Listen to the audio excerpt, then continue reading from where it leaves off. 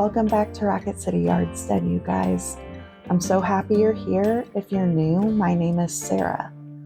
Today's video is a little bit different. We're taking a walk through the garden. It's mid-July, and I just wanted to show you all what all's growing. But if you can't quite tell, I'm limping a little bit in this video. I took a spill off of the sidewalk about a week and a half ago and banged myself up pretty good. So my time in the garden has been limited the last little bit here, just out of necessity of letting myself heal. But I did want to bring you all out and show you what's going on and what's growing and just a little update. So here you can see I am training up my cantaloupe vine onto my cattle panel. Once I do this, it should hopefully climb on its own because they put out little curlicue tendrils that'll latch.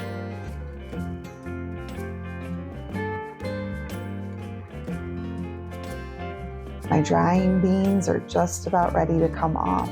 We had some rain yesterday, and so they got damp and need a little bit more time to dry out.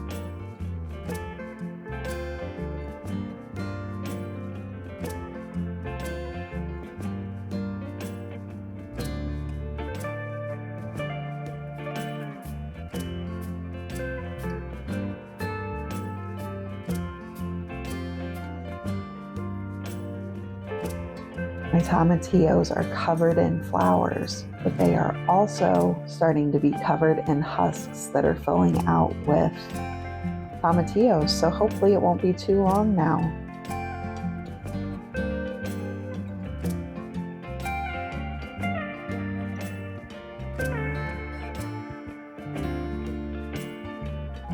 We have been picking about half a gallon of cherry tomatoes about every other day. So even though our slicing tomatoes have not been putting on fruit, we are definitely getting our fill of tomatoes.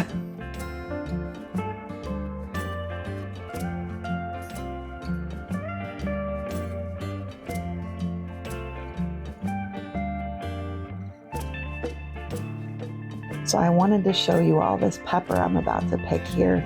We have been visited by about every member of the stink bug family that lives in our area this year, and they are causing a lot of damage. You'll notice quite a bit of white stuff on plants in my garden. That is diatomaceous earth that I've put out to try and help. The sweet potatoes are doing good, and here in a second you're going to see the slips that I put in with the little tubers are starting to grow now. The leaves are getting bigger. I wanted to make sure and show you all my cucumber plants. You were with me when I put up that last shade cloth, and the cucumber plants are thriving now. I honestly have never had cucumbers that were this healthy or tasty through mid-July in my 6 years of gardening. So that shade cloth is working wonders.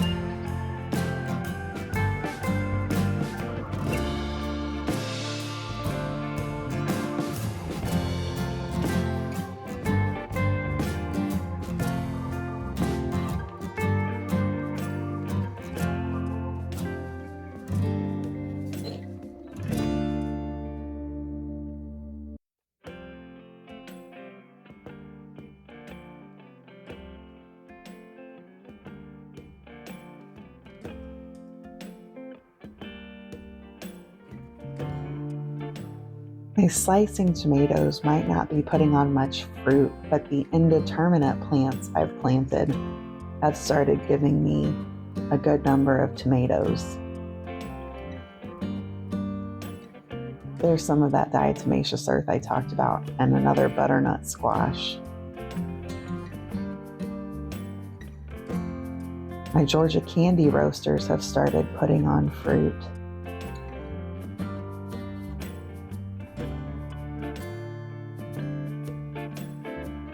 So that vine I asked about in the last video has started to put on flower buds, and based on my Google search, I'm certain it's a maypop.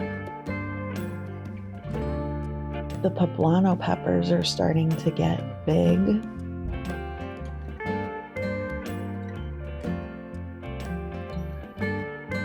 And my Georgia candy roaster has actually sent a vine across the bed between the peppers. And here you're gonna see we've got a Georgia candy roaster growing on the edge of the bed.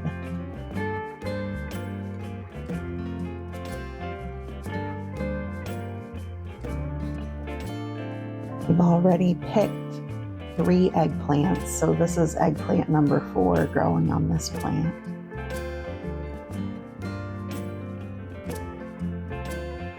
Our temperatures have just cooled off in the last couple of days, and the tomatoes, the slicing tomatoes, they have all started to put on a bunch of new flowers. So I just walked down this row and gave all of the flowers a little jiggle. If you don't know, tomato flowers are self-pollinating, so they have everything they need within their own flower.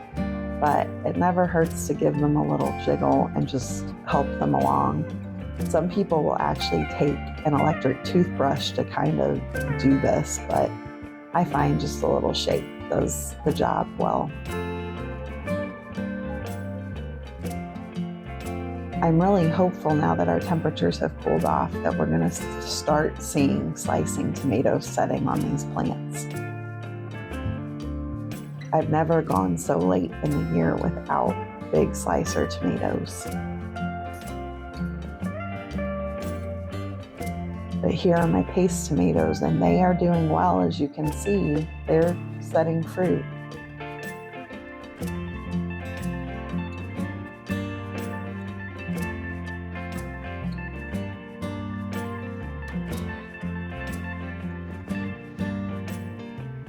Here are some of my little stink bug relatives. They're so beautiful, but these are called harlequin bugs if you've never seen them before.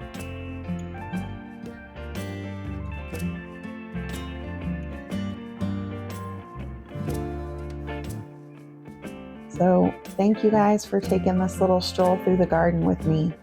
I hope you all have a wonderful day, and I'll see you next time. Bye.